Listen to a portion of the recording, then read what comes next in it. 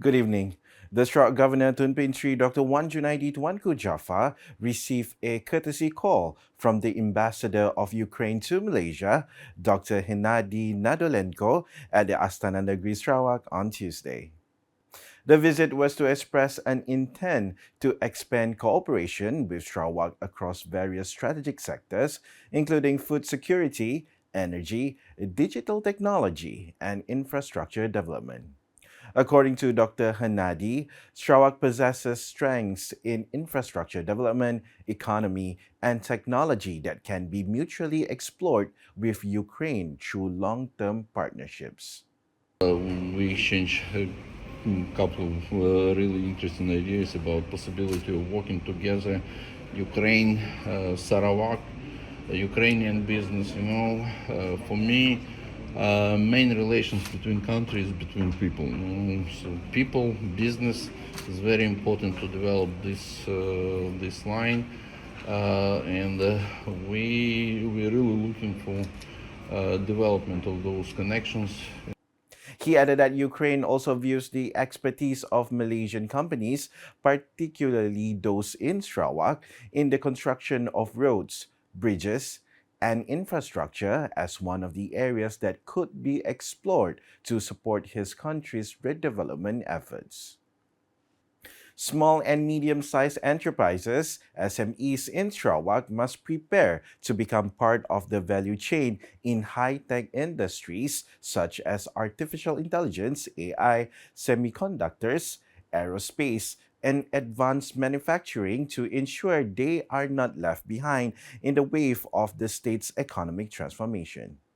Sarawak Deputy Premier and Minister for International Trade, Industry and Investment, Mintred, Dato Ama Awang Tengah Ali Hassan, stated that the influx of large-scale investments into Sarawak opens up vast opportunities for local SMEs to grow as suppliers, strategic partners, and service providers within high-impact industries.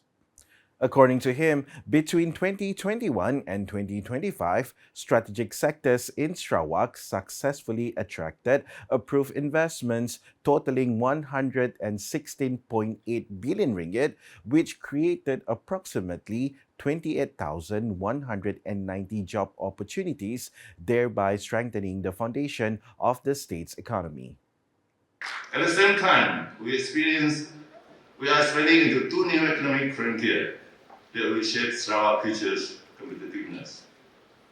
These include the newly introduced space economy, aerospace, advanced manufacturing, agro-technology, as well as the semiconductors and artificial intelligence industries.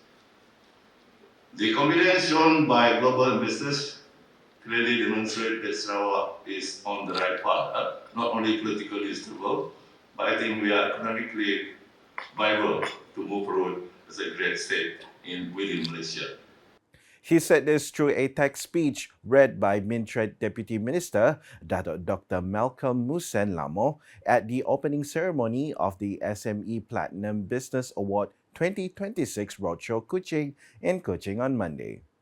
Dato Ama Awang Tengah said several major investments successfully brought in include the 3 billion ringgit expansion of XFAB's operations in Kuching, a 2 billion ringgit investment by OC Tokoyama Semiconductor Materials in Bintulu, as well as a 1.8 billion ringgit reinvestment by Western Digital to develop a high-tech glass substrate manufacturing facility to support the AI industry.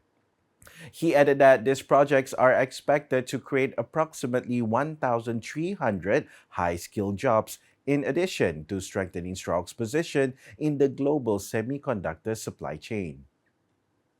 Food and culture festivals not only benefits entrepreneurs but also revitalizes other sectors through the organization of various activities including sports and culture. Minister for Tourism, Creative Industry and Performing Arts, Dato Sri Abdul Karim Rahman Hamzah, said that the festival not only provides opportunities for local entrepreneurs to generate income, but also revives various other industries through various programs throughout its organization. According to him, in addition to the sale of food and local products, the organization of sports events, cultural performances, and community activities indirectly open up space for the involvement of more parties and give added value to such festivals. Bila kita melibatkan acara sukan, acara kebudayaan dan sebagainya, sedikit sebanyak kita menghidupkan industri-industri yang lain. Kalau ada sukan, sedikit sebanyaknya adalah satu riadah kepada mereka yang terlibat. Sekiranya yang melibatkan acara-acara kebudayaan, ia akan dapat mengangkat kebudayaan-kebudayaan suku-suku kaum yang terdapat ataupun terlibat bersama dalam acara-acara kebudayaan. He said this while speaking at the Samarahan Food and Cultural Festival closing ceremony in Kota Samarahan on Monday. The Sarawak Day 2026 celebration, which will be held in Cebu from 20th to 22nd July, will serve as a platform to strengthen the spirit of patriotism, unity, and appreciation of the state's history through various programs based on Sarawak's identity and development. Team Sarawak Maju Makmur Segulai Sejalai, this year's celebration is expected to bring together thousands of people, particularly from the central region of Sarawak, in an effort to ignite the spirit of love for the state and appreciate the historical journey and progress of Sarawak since 22nd July 1963. Sarawak Minister for Transport and Minister in charge for the Sarawak Day 2026 celebration, Dato Sri Lee Kim Shin, said the selection of Cebu as the host was intended to provide wider opportunities for the community in the central region to celebrate the historic celebration together.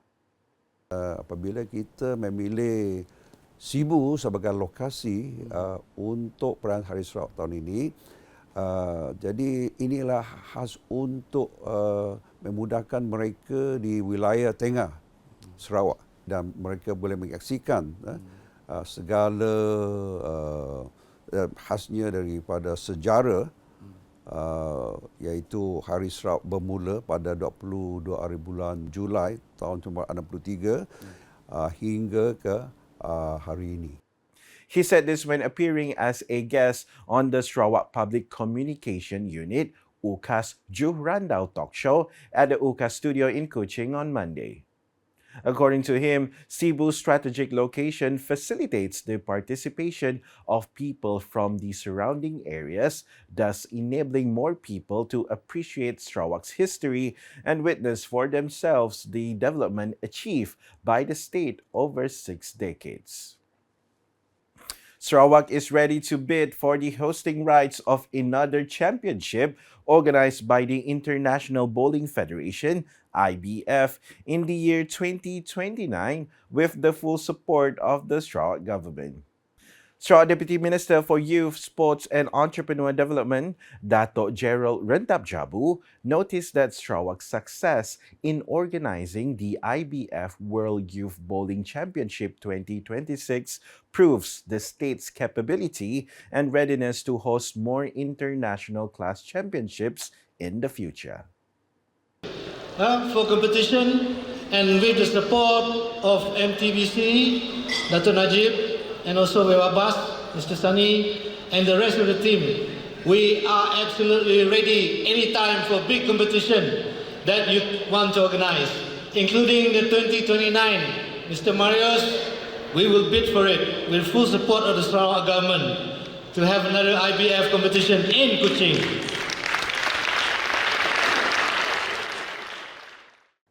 He said this while speaking at the closing ceremony of the IBF World Youth Bowling Championships 2026 in Kuching on Monday. He remarked the 10-day championship not only witnessed high-quality competition, but also served as a platform to foster closer ties of friendship and unity among the global bowling community. Every allocation channeled by the government needs to be managed transparently, prudently, and fully utilized to ensure that the benefits are truly felt by the target group.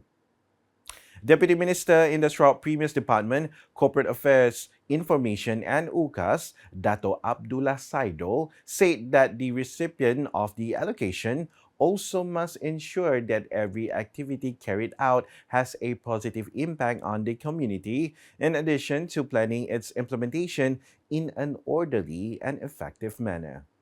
He said this during a working visit to Bintango, Lobas Tabar, and Mupong in the Samop constituency on Monday.